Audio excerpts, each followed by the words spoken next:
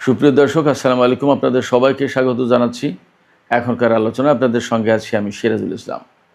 দর্শক, অনেকগুলো গুরুত্বপূর্ণ খবর আছে। তার ভেতরে সর্বপ্রথমেই বলবো, আমেরিকার টেক্সাসে একটি অ্যাপাচি হেলিকপ্টার বিধ্বস্ত হয়ে 2 পাইলট নিহত হয়েছে।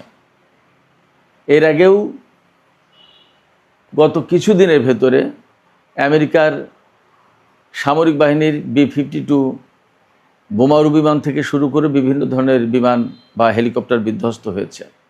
এগুলো কি মার্কিন সামরিক বাহিনীর বিপর্যয়ের কোনো পূর্বাভাস কিনা? এদিকে ভারত মহাসাগরে মোতায়েন USS আব্রাহাম লিঙ্কনের পরিস্থিতি কিন্তু ক্রমেই মারাত্মক হয়ে উঠছে। সেখানে বেশ কয়েকজন নাবিক আত্মহত্যার চেষ্টা করেছেন। এরপরে এই জাহাজের পরিস্থিতি কি এখন, তা নিয়ে খোদ মার্কিন রাজনীতিতে তোলপাড় সৃষ্টি হয়েছে। আব্রাহাম লিঙ্কনের পরিবেশ কোন অবস্থায় আছে এ নিয়ে প্রশ্ন তুলেছেন 2 মার্কিন কংগ্রেসম্যান।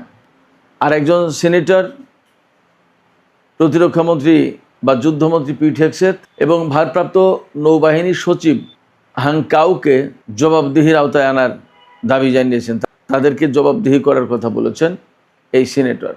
এদিকে মার্কিন প্রেসিডেন্ট ডোনাল্ড ট্রাম্প দাবি করছেন হরমুজ প্রণালী তাদের কন্ট্রোলে আছে, পরিপূর্ণ কন্ট্রোলে আছে, হরমুজ প্রণালী উন্মুক্ত আছে এবং হরমুজ প্রণালী নিয়ন্ত্রণের কোনো অবস্থায় ইরান নেই। তাদের সামরিক বাহিনী নেই, নৌবাহিনী নেই, বিমান বাহিনী নেই এবং IRGCর কিছু লোক আছে, তাদেরকে ইরান সরকার বেতন দিতে পারছে না। ইরানের অর্থনৈতিক ভয়াবহ খারাপ, তারা একেবারে ধ্বংসের মুখে পড়েছে। এটা ডোনাল্ড ট্রাম্পের কথা। কিন্তু ইরানের বক্তব্য হচ্ছে হরমুজ প্রণালী বন্ধ আছে এবং এটা বন্ধই থাকবে যতক্ষণ পর্যন্ত না ইরানের শর্ত মানবে।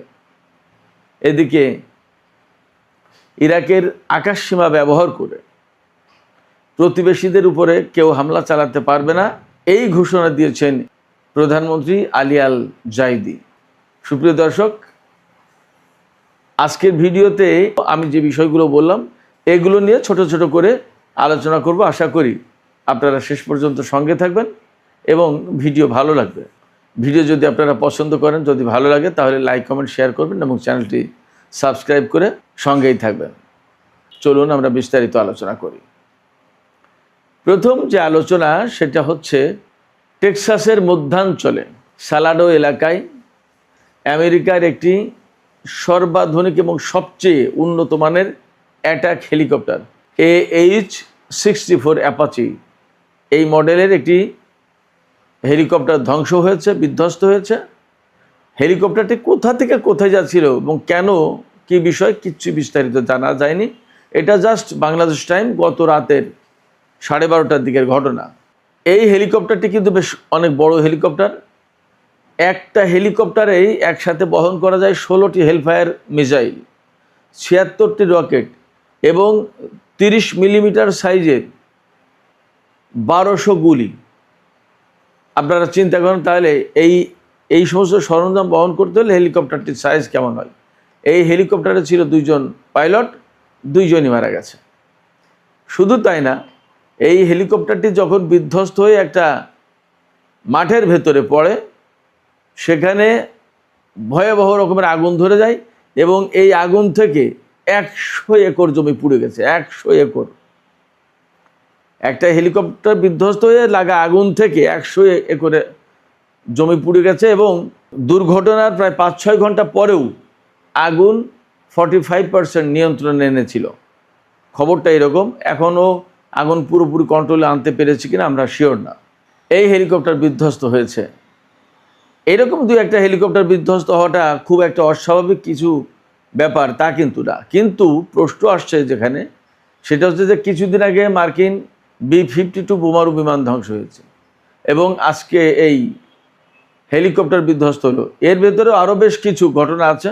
তাতে একটা সন্দেহ যথেষ্ট মাথাচাড়া দিয়ে উঠছে, যথেষ্ট জোরালো হচ্ছে যে এই যুদ্ধের পরে কিন্তু মার্কিন বাহিনীর, বিশেষ করে বিমান বাহিনীর বিভিন্ন সেকশানে একের পর এক নানা রকমের সংকট, এই ধরনের বিধ্বস্তের ঘটনা অনেক কিছু ঘটছে।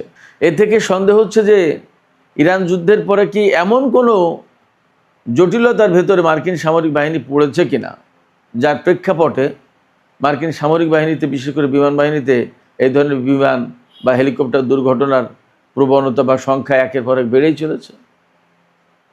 একটা ক্লু আপনাদেরকে আমি দিয়ে রাখি, ইরানের ইস্পাহান প্রদেশে যেদিন আমেরিকার সামরিক বাহিনী এবং ইসরায়েলের কিছু লোকজন মিলে পরমাণু কেন্দ্রে অভিযান চালাতে গিয়েছিল পাইলট উদ্ধারের নামে, সেদিন কিন্তু মার্কিন বাহিনী সেখানে বিরাট বিপর্যয়ের মধ্যে পড়ে এবং ইরানের সামরিক বাহিনীর হাতে তাদের বেশ কিছু বিমান, ড্রোন, হেলিকপ্টার ধ্বংস হয়। আবার আমেরিকার লোকজনও তাদের গুরুত্বপূর্ণ প্রযুক্তি ইরানের হাতে চলে যাবে এই ভয়ে কিছু বিমান টিমান ধ্বংস করে দেয়।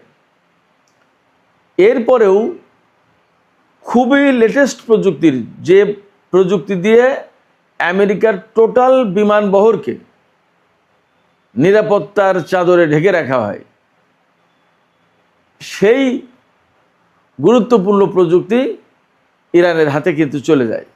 এবং তখনই আশঙ্কা করা হয়েছিল যে এই প্রযুক্তি ইরানের হাতে চলে গেলে আমেরিকার বিমান বাহিনীর নিরাপত্তা মারাত্মকভাবে ক্ষুণ্ণ হতে পারে। এতদিন যে নিরাপত্তা বলয় ছিল মার্কিন বাহিনীকে ঘিরে, সেই নিরাপত্তার চাদর, নিরাপত্তার বলয় ভেঙে যেতে পারে, ছিঁড়ে যেতে পারে। সেই দিকে কোনো অ্যাডভান্সমেন্ট করেছে কিনা ইরান, সেই দিকে কোনো এগিয়ে যাওয়ার কোনো ব্যাপার আছে কিনা আমরা এখনই জানি না। কিন্তু এই ইরান যুদ্ধের পরে মার্কিন বাহিনীতে একের পর এক বিভিন্ন সময় বিপর্যয় ঘটছে, এটা আমরা দেখতে পাচ্ছি। মার্কিন বাহিনীর এই সংকটের কথা আমরা যখন আলোচনা করছি, তখন আব্রাহাম লিঙ্কন, আমেরিকার সবচেয়ে বড় যে সমস্ত বিমানবাহী রণতরী, তার ভেতরে দ্বিতীয়, জেরাল্ড এয়ারফোর্স সবচেয়ে বড়, তারপরে দ্বিতীয় এই আব্রাহাম লিঙ্কন যুদ্ধজাহাজ বা বিমানবাহী রণতরী। এই আব্রাহাম লিঙ্কন থেকে, এই আব্রাহাম লিঙ্কনে অন্তত 5,000 সেনা মোতায়েন আছে, নৌবাহিনীর সদস্য, যারা 7-8 মাস 9 মাস, গত বছরের 21শে নভেম্বর থেকে তারা এই ভারত মহাসাগর ইরানের আশপাশে মোতায়েন করা, তার মানে 7 মাসের বেশি টানা মোতায়েন রয়েছে তারা। এর ভেতরে অল্প একটা সময়ের জন্য ওমানের বন্দরে তারা মনে হয় 1 দিন বা 2 দিন নোঙর করেছিল, নেমেছিল, আর না। এই আব্রাহাম লিঙ্কনের গতকালের একটা ঘটনা আমরা উল্লেখ করেছিলাম এবং আমি উল্লেখ করার পরে দেখি বাংলাদেশের আরও অনেক মিডিয়াতে এসেছে যে আব্রাহাম লিঙ্কনে সেনাদের মধ্যে সংঘর্ষ, 7 জন নিহত। আমি সেই আলোচনা আজকে আর করব না। আজকে যে আলোচনা গুরুত্বপূর্ণ সেটি হচ্ছে যে বিভিন্ন রিপোর্টে এসছে, খোদ মার্কিন গণমাধ্যমে এসছে যে আব্রাহাম লিঙ্কনে বহু সংখ্যক নাবিক তারা মানসিক সমস্যায় ভুগছে, তাদের মানসিক স্বাস্থ্য সংকটের মধ্যে পড়েছে, তাদের মানসিক স্বাস্থ্য নিয়ে সমস্যা দেখা দিয়েছে। অনেকেই জাহাজের উপরে উঠে লাফিয়ে সাগরে পড়তে চায়, আত্মহত্যা করতে চায়, মরে যেতে চায়। কেন? অনেকগুলো কারণ। তার একটা বড় প্রতিবাদ হচ্ছে তাদের যে এত দীর্ঘ সময় তো তাদের মোতায়েন থাকার কথা না, কেন তারা মোতায়েন আছে? 1। 2 হচ্ছে যে জাহাজে খাবার দাবার খুবই কম সরবরাহ করা হচ্ছে, তাদের অভিযোগ, এরকম রিপোর্ট ছড়িয়েছে। 3 হচ্ছে জাহাজে স্বাস্থ্যগত কোনো পরিবেশ নেই, বাথরুম, টয়লেট, লন্ড্রি, কিচেন সবগুলোর অবস্থা খুব খারাপ। প্লাম্বিং সিস্টেম একেবারে জানা তাই, ব্যবহার করার উপযুক্ত নেই ওয়াশরুম, টয়লেটগুলো। এরপরে নিত্য প্রয়োজনীয় যে সমস্ত জিনিস লাগে সেগুলোও ফুরিয়ে গেছে, সেগুলো ব্যবহার করতে পারছে না মার্কিন সেনারা। এমনকি পরিবার পরিজনের সাথে যোগাযোগ করবে, চিঠি, মেইল, এগুলোও ডিসরাপ্টেড হচ্ছে। এবং এইগুলো শুধু নাবিকদের পক্ষ থেকে না, এগুলো এই যে আব্রাহাম লিঙ্কনে মোতায়েন যে 5,000 সেনা, তাদের ভিতরে অন্তত 200 পরিবারের সদস্য এই কয়েকদিন আগে আমেরিকার স্যান্টিয়াগো ঘাঁটিতে মার্কিন নৌবাহিনীর যে ভারপ্রাপ্ত সচিব হাংকাউ, তার সাথে বৈঠকে বসেছিল, মিটিংয়ে বসেছিল।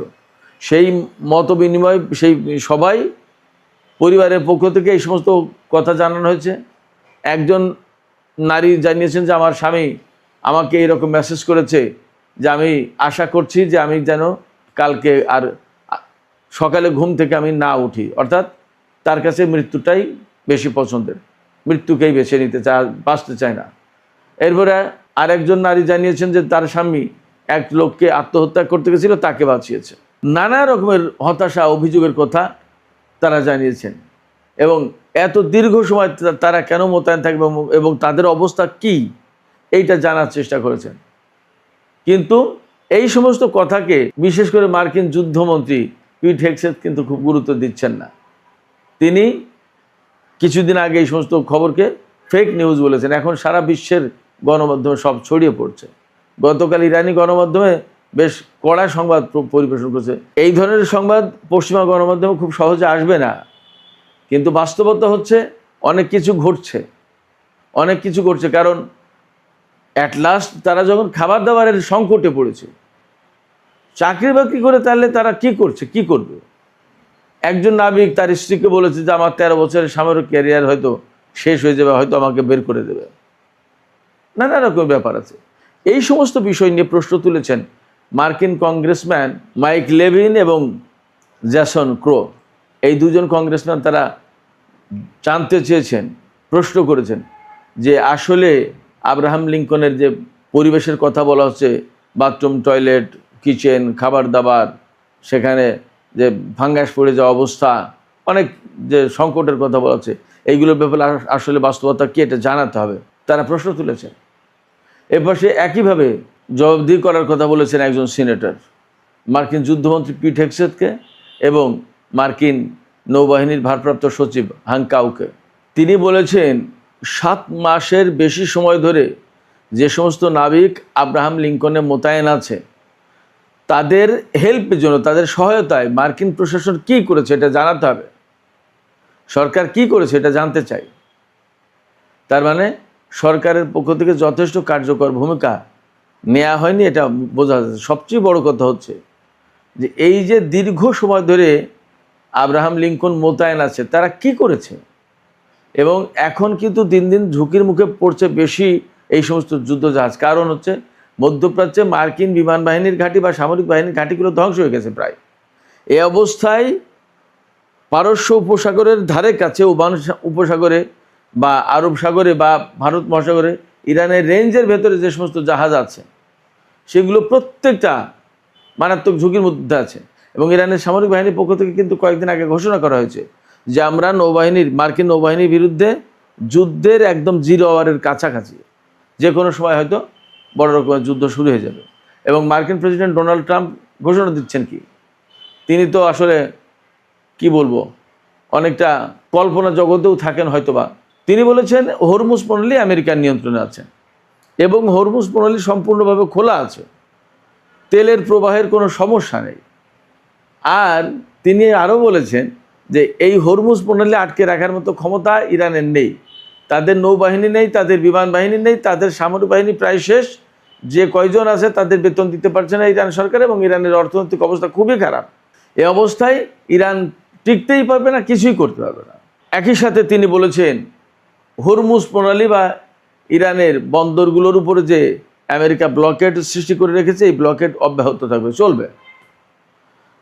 ইরানের পক্ষ থেকে বলা হচ্ছে আমেরিকার এই ব্লকেড যদি না সরায় তাহলে তারা কনফ্রন্টেশনে যেতে বা সংঘর্ষে যেতে প্রস্তুত রয়েছে এবং তারা হয়তো সে কাজ শুরু করবে। কারণ আপনি বহু দূর দূরান্ত থেকে এসে আমার উঠোনের চারিপাশে ঘেরাও দিয়ে আমাকে বের হতে দেবেন না। আমি যদি স্বাভাবিক মানুষ হই তাহলে আমি তো সেটা মানতে চাইবো না। আমি আমার লোকজনকে নিয়ে সেইটা উৎখাত করার চেষ্টা করব, সেটা সরানোর চেষ্টা করব। অন্ততপক্ষে আমি তো অবশ্যই চেষ্টা করব যে আমার বাড়ির সামনে ঘেরাও থাকবে কেন, এটা স্বাভাবিক ব্যাপার। আমেরিকা যেহেতু 7 সমুদ্র 13 নদী পার হয়ে এসে ইরানকে আটকে দেওয়ার চেষ্টা করছে, এবং ইরান তো একেবারে ছোটোখাটো শক্তি না, সেটা তো আমরা সবাই দেখতেই পাচ্ছি। এই অবস্থায় ইরানকে যদি তারা ব্লকেড করে রাখার চেষ্টা করে, অবরুদ্ধ করে রাখার চেষ্টা করে, তাহলে ইরান হয়তো ফাইনালি তাদের বিরুদ্ধে বড় রকমের লড়াই শুরু করবে। এবং এই সমস্ত জাহাজ, এই আব্রাহাম লিঙ্কন থেকে শুরু করে অনেকগুলো জাহাজ প্রচণ্ড ঝুঁকির মুখে পড়বে। এখানে নাবিকদের জীবন হুমকির মুখে পড়বে, ঝুঁকির মুখে পড়বে, এমন কথা মোটামুটিভাবে বিশ্লেষণ থেকে বলা যায়। সেই জায়গায় সিনেটর যে মার্কিন যুদ্ধমন্ত্রী পিট হেগসেথ এবং নৌবাহিনীর ভারপ্রাপ্ত সচিব হাং কাউকে জবাবদিহি করার কথা বলছেন। তিনি জানতে চেয়েছেন তাদের কাছে মার্কিন সরকার কি করেছে তাদের নিরাপত্তার জন্য, তাদের জীবনের ঝুঁকি কমানোর জন্য। ফ্যাক্ট হচ্ছে যে পরিস্থিতি দিন দিন তৈরি হচ্ছে, তাতে তাদের ঝুঁকি কমানো তো পরে কথা, তাদের ঝুঁকি বাড়ছে, এতে কোনো সন্দেহ নেই। সুপ্রিয় দর্শক, এখন আমি ছোট্ট আরেকটি বিষয়ে আলোচনা করে এই ভিডিও শেষ করব। সেটি হচ্ছে ইরাকের প্রধানমন্ত্রী আলী আল জাইদি গত রাতে তিনি কয়েকটি সামরিক ঘাঁটি ঘুরে দেখার চেষ্টা করেছেন এবং সেখানে সেনা কর্মকর্তাদের সাথে মত বিনিময় করেছেন এবং ইরাকের আকাশ প্রতিরক্ষা ব্যবস্থা জোরদারের ব্যাপারে তিনি বিশেষ গুরুত্ব আরোপ করেছেন এবং তিনি বলেছেন যে ইরাকের আকাশ প্রতিরক্ষা ব্যবস্থা উন্নত করা হবে। একই সাথে তিনি বলেছেন যে ইরাকের আকাশ সীমা কোনো মতেই ব্যবহার করতে দেবেন না প্রতিবেশীদের হামলার ব্যাপারে। এখন প্রশ্ন আছে যে ইরাকের আকাশ সীমা কে ব্যবহার করতে চাচ্ছে এবং ইরাকের কোন প্রতিবেশীর বিরুদ্ধে? এটি কি এমন যে জর্ডান থেকে বা ইসরায়েল থেকে বা সৌদি আরব থেকে ইরাকের আকাশের উপর দিয়ে ইরানে হামলা করবে আমেরিকান বাহিনী, নাকি ইরান থেকে জর্ডান, সৌদি আরব বা অন্য কোথাও হামলা চালাবে তখন ইরাকের আকাশসীমা ব্যবহারের প্রশ্ন আসবে? অর্থাৎ ইরাকের আকাশের উপর দিয়ে ইরানের ক্ষেপণাস্ত্র, ড্রোন এগুলো যেতে পারে, সেগুলো ব্যবহার করতে দিতে চান না। কোনটা? পরিষ্কার না।